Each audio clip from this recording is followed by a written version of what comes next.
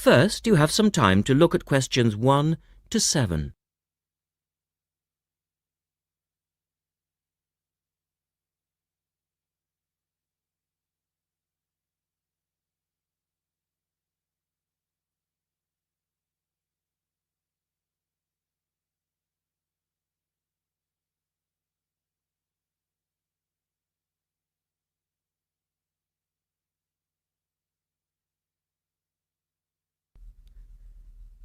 Now we shall begin.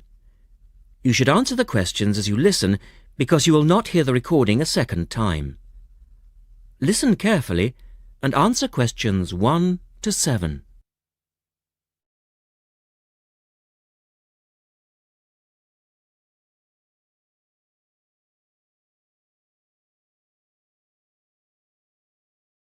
Hello, Paraglider's Paradise. How can I help you?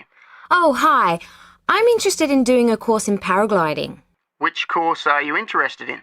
Well, I'm not sure. What's available? Well, we've got the introductory course which lasts for 2 days. Okay. Or there's the 4-day beginner's course, which is what most people do first. I'd tend to recommend that one. And there's also the elementary pilot course, which takes 5 to 6 days depending on conditions. We might try the beginner's course. What sort of prices are we looking at? The introductory is $190. The beginner's course, which is probably what you'd be looking at, is $320. No, sorry, $330. It's just gone up. And the pilot course is $430. Right. And you also have to become a member of our club so that you're insured. That'll cost you $12 a day. Everyone has to take out insurance, you see. Does that cover me if I break a leg? No, I'm afraid not. It's only third party and covers you against damage to other people or their belongings, but not theft or injury. You would need to take out your own personal accident insurance. I see. And what's the best way to get to your place? By public transport, or could we come by bike? We're pretty keen cyclists. It's difficult by public transport, though there is a bus from Newcastle. Most people get here by car, though, 'cause we're a little off the beaten track. But you could ride here, okay? I'll send you a map. Just let me take down a few details. What's your name? Maria Gentle. And your address, Maria? Well, I'm a student staying with a family in Newcastle. So it's care of... Care of Mr. and Mrs. McDonald. like the hamburgers? Yes, exactly. McDonald. The post office box address is probably best. It's P.O. Box 676, Newcastle. Is there a fax number there? Because I could fax you the information. Yes, actually there is. It's 0249, that's for Newcastle, and then 775431. Okay, now if you decide to do one of our courses, you'll need to book in advance and to pay when you book. How would you be paying? By credit card, if that's okay. Do you take Visa? Yes, fine. We take all major cards, including Visa. Okay then. Thanks very much. The girl is telling her friend about the course. Look at questions 8 to 10.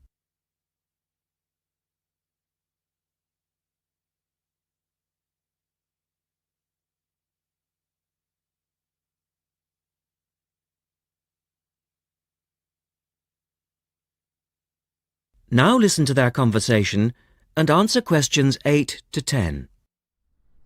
Hi, Pauline. Hi, Maria. What's that you're reading?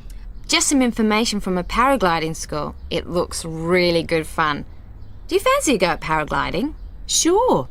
Do you have to buy lots of equipment and stuff? Not really. The school provides the equipment, but we'd have to take a few things along. Such as? Well, it says here, clothes, wear stout boots, so no sneakers or sandals, I suppose, and clothes suitable for an active day in the hills. Preferably a long-sleeve t-shirt. That's probably in case you land in the stinging nettles. It also says we should bring a packed lunch. We do not recommend soft drinks or flasks of coffee. Water is really the best thing to drink. We need to bring suntan lotion and something to protect your head from the sun. Okay, that sounds reasonable. And where would we stay? Well, look, they seem to operate a campsite too, because it says here that it's only $10 a day to pitch a tent. That'd be fine, wouldn't it? And that way we'd save quite a bit, because even a cheap hotel would cost money. Or perhaps we could stay in a bed and breakfast nearby. It gives a couple of names here we could ring. I think I might prefer that. Hotels and youth hostels would all be miles away from the farm, and I don't fancy a caravan. No, I agree. But let's take a tent and pray for good weather. Okay, let's do it. What about next weekend? No, I can't. I'm going on a geography field trip. And then it's the weekend before the exams, and I really do need to study. Okay then, let's make it the one after the exams. Fine. We'll need a break by then. Can you ring and let me know if you can find out some... That is the end of part 1. You now have half a minute to check your answers.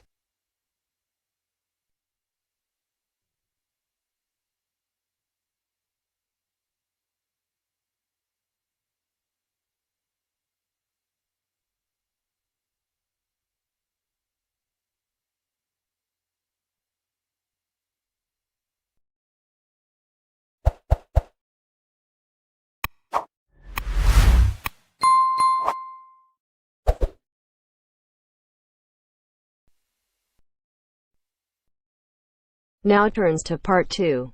Part 2. You are going to hear Dr. Joanna Robinson, the course director of a language learning centre, answering questions from reporters from the student newspaper. First, you have some time to look at questions 11 to 16.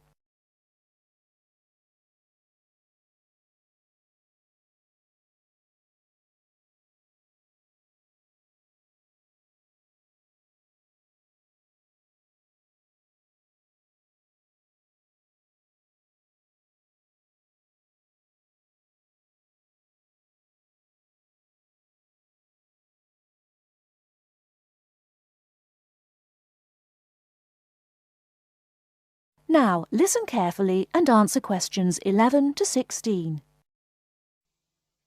Welcome to the Language Learning Center. I'm Joanne Robinson. You must be the reporters from the Examiner. Please come in and sit down. Hello, Dr. Robinson. Yes, we're from the Examiner. I'm Cheryl Perkins and this is Don Klim. May I start with a question? Did this college really start with Brazilian students? It did. The Language Learning Center was founded in 1985 to look after a group of students from Brazil who wanted to study here. Those 20 students soon grew to 60, and as you can imagine, we had severe accommodation problems. Somebody said you were in the old amenities block, right near the engineering school. They have a good memory. Yes, we were there because the university hadn't believed we would expand so quickly. The problem wasn't solved until we moved into these new premises in Bancroft House in 1987. When did you start taking students from other countries? About 1990. We now have students from 13 different countries enrolled, and we expect a large group from Turkey next month. Yes, we've noticed a lot more advertisements for Turkish restaurants in our advertising section. Well, 40% of our students come from Turkey, by far the largest single national group. And I believe there's been an influx to the rest of the university. There are a lot of Turkish students studying hospitality. Do you offer anything special to the students? Yes, we do. There are several things which make us rather different from other language schools. English is certainly not restricted to English for academic purposes here. Sometimes we have extra classes for students who have particular courses in mind. And we have just said goodbye to a group of 30 Indonesian students who were preparing for a university course in agriculture. They came to us for English for farming, and they were with us for a long time. We miss them. How long do students usually stay at the Language Learning Center? It varies, so I'll talk about the average. Most of our courses last for 5 weeks, but to make any real progress, a student needs to be here for at least 3 terms. That's 15 weeks. The students do better if they have a little time to settle in at the beginning of the course, and we offer an orientation course that lasts a week. Most students take it. It helps them to settle down, and it gives us plenty of time to test them and place them at the right level. How many people are in each class? We sometimes go up to 18, but our average class size is 14 students, and some classes have as few as 7 participants. It depends on the needs of the group. You were saying that you miss your students when they go. How do you attract students? I mean, how do they hear about the Language Learning Centre in the first place? We're included in the university advertising and marketing, and we have our own website. The thing which works best for us, though, is word of mouth. Students who leave us often send us their friends. In fact, a student who arrived today was carrying a photograph for me of a former student and his baby. It sounds like a nice place to be. It is. A lot of our students make lasting friendships while they're here. Before you hear the rest of the talk, you have some time to look at questions 17 to 20.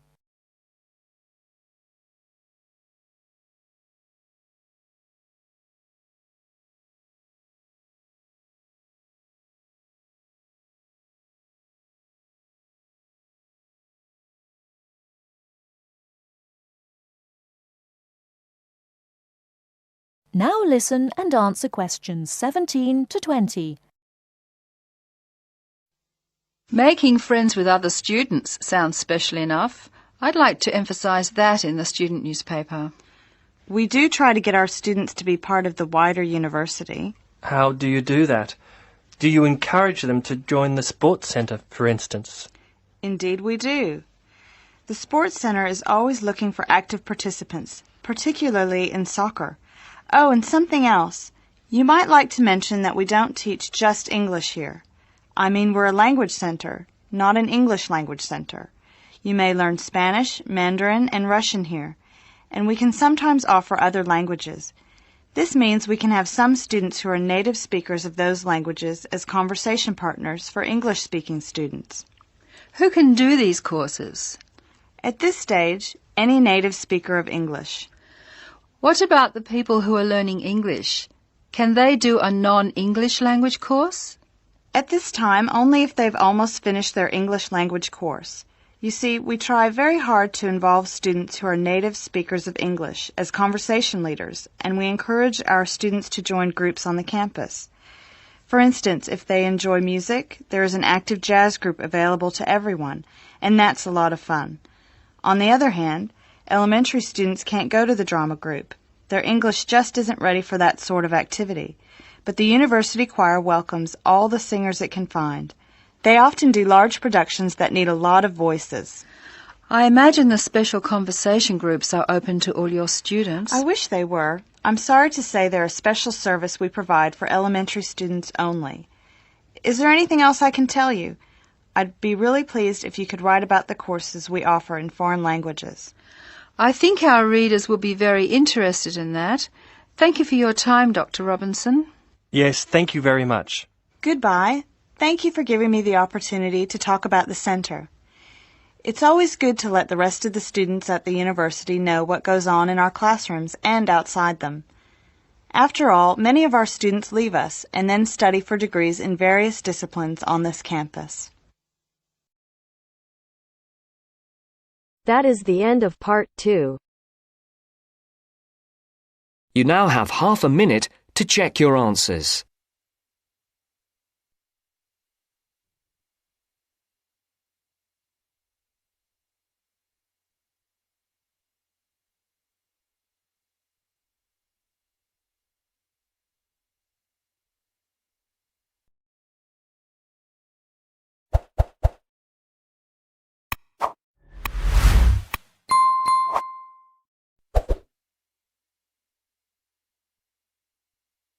Now turns to part 3.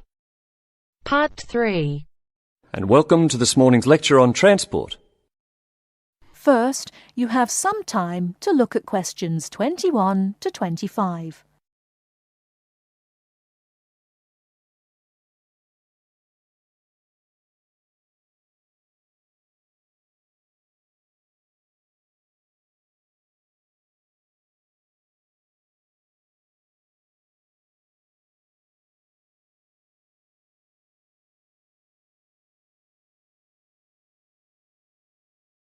Now listen carefully and answer questions 21 to 25. Good morning and welcome to this morning's lecture on transport. What I'll be doing today is comparing forms of transport in different countries to see how forms of transport are affected by factors such as geographical landscape and economic development. My focus will be on countries in South America, Europe and Asia. The first country I'd like to look at is Colombia, which is in South America. This is a country where geography plays an important role. Due to the huge amount of mountains and forests in this country, travelling by air is crucial. I don't know if many of you realise this fact, but Colombia was the first country to establish a commercial airline, and in so doing they made aviation history. Today, there are more than 400 airports in Colombia for domestic flights, which highlights the point I made earlier that air travel is a vital means of transport in this country.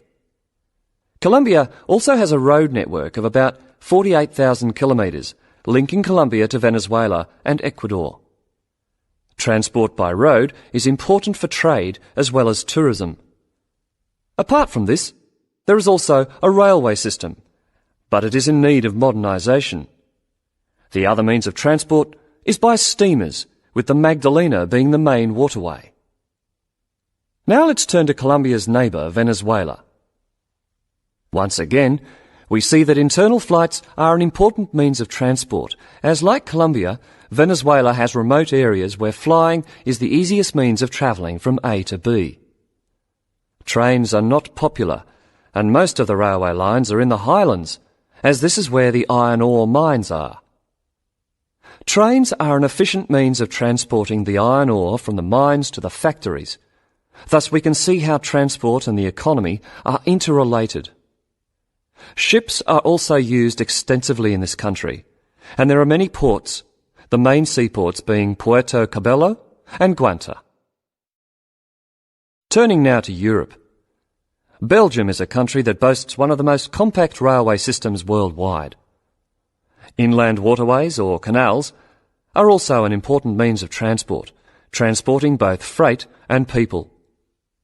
Belgium also has the third largest seaport in the world, namely Antwerpen.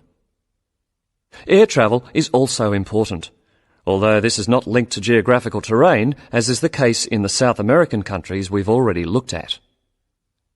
Next, I'd like to look at the United Kingdom. Like Belgium, the UK has inland waterways around 4,000 kilometres, yet only about 17% of these are used for commercial transport. The main inland port is Manchester, and the chief seaport is London, with Southampton taking second place.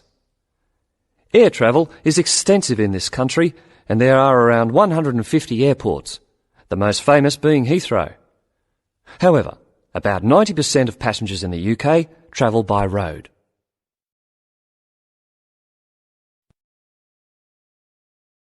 Before you hear the rest of the talk, you have some time to look at questions 26 to 30.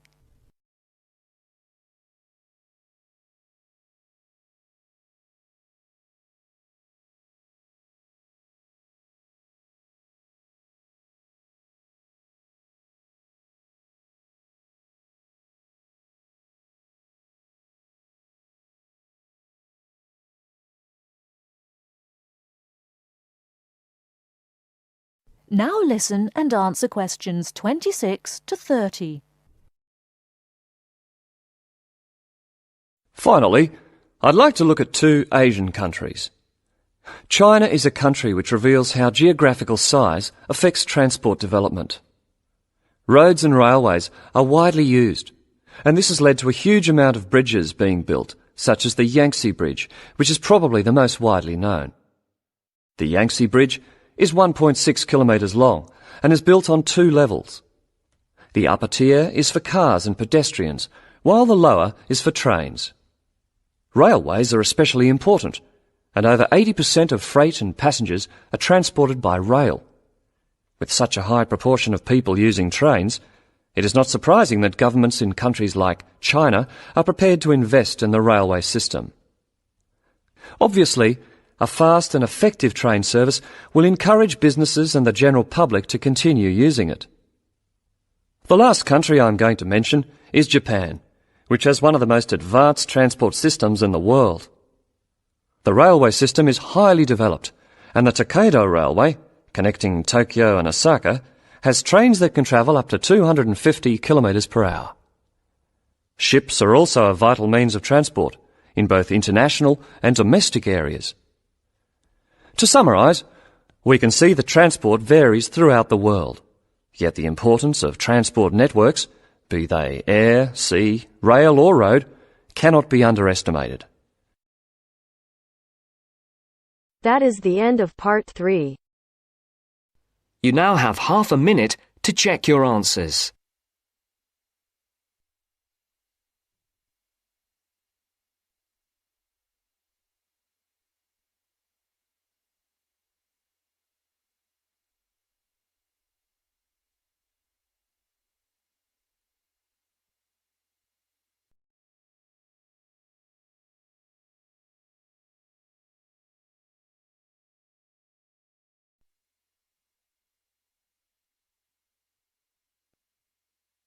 Now turns to part 4. Part 4. You will hear someone talking about art. Look at questions 31 to 35.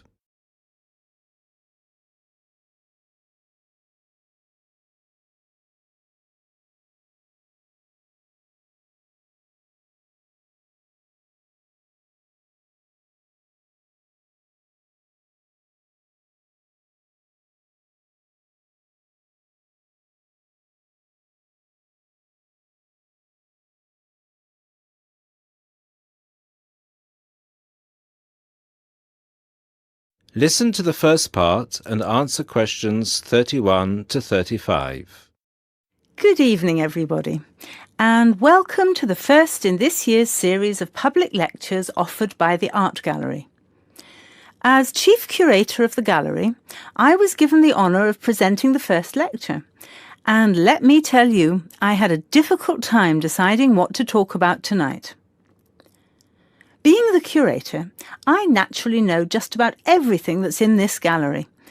But I wanted to choose an artist who has a wide appeal. That seems only fair, yes? But I didn't want to talk about someone so well known that anything I said would be familiar. I wanted someone modern. My personal preference is for modern art. But, again, I wanted to choose someone who had the potential to appeal to all art lovers, whether they're attracted to traditional forms, Impressionism, Surrealism, or what have you.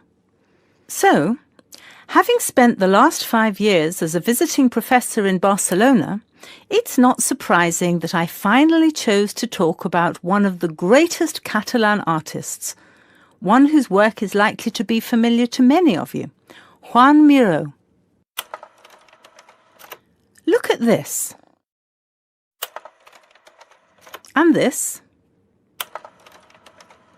And this. Ring any bells? Miró's most famous and most widely reproduced works tend to be like this. Bright primary colours with lots of asymmetrical forms. He painted on large canvases, larger than himself quite often, and his paintings depicted birds, trees, flowers, and other features of the natural world. But Miró produced a great variety of work, and it's about some of his lesser-known paintings that I would like to speak this evening. Miró was born in Barcelona in 1893, the son of a goldsmith. He began to show talent very early, and in 1926 went to Paris, where he was drawn to the Surrealists of Montparnasse. He did not define himself as a Surrealist, however. He preferred to stay free to experiment with other artistic styles as he wished. Miró had an intense dislike of much of the painting and many of the painters he knew. He wished to do something totally different, to express his contempt for bourgeois art.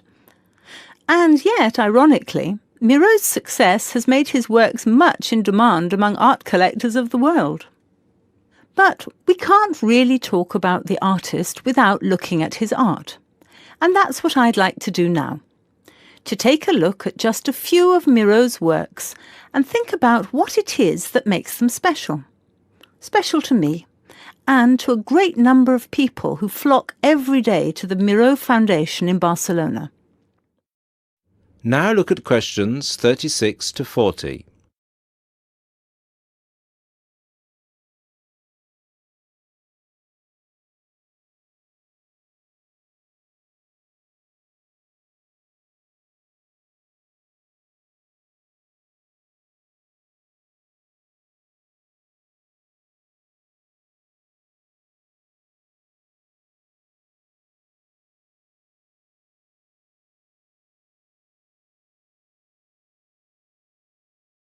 As the lecture continues, answer questions 36 to 40.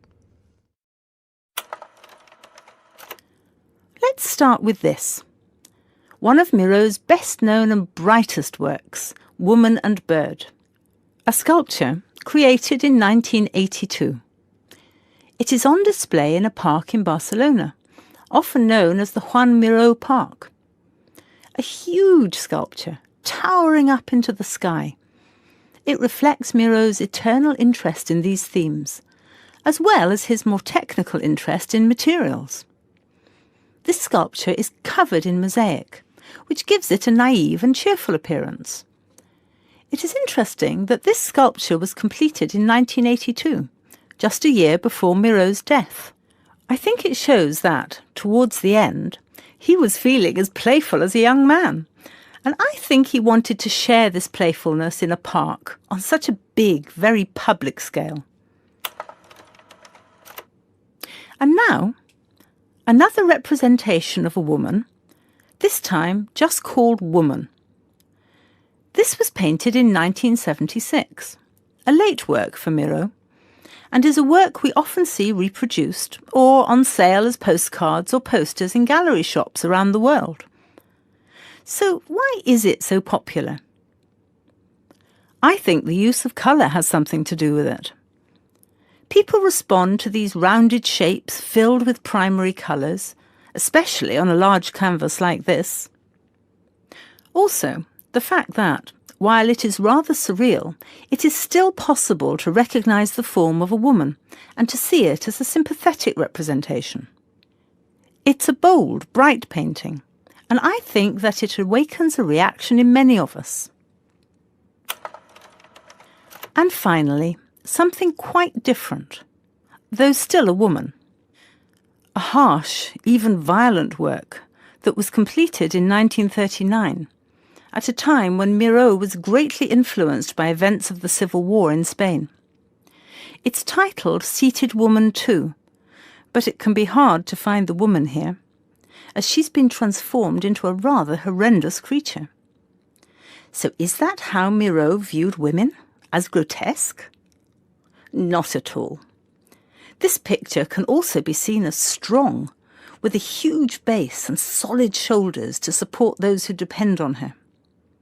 In this painting, her arms and neck seem to grow as vegetation out of her shoulders, representing woman as a fertile ground, perhaps. We also see here the fish and birds, the moon and stars so typical of Miro's work, making her a creature of nature and of the heavens as well. And that's all we have time for this evening, I'm afraid. I hope that you've enjoyed this brief look at Miro's work and that you will enjoy the other lectures that follow this one. Thank you and good night. That is the end of part 4. You now have half a minute to check your answers.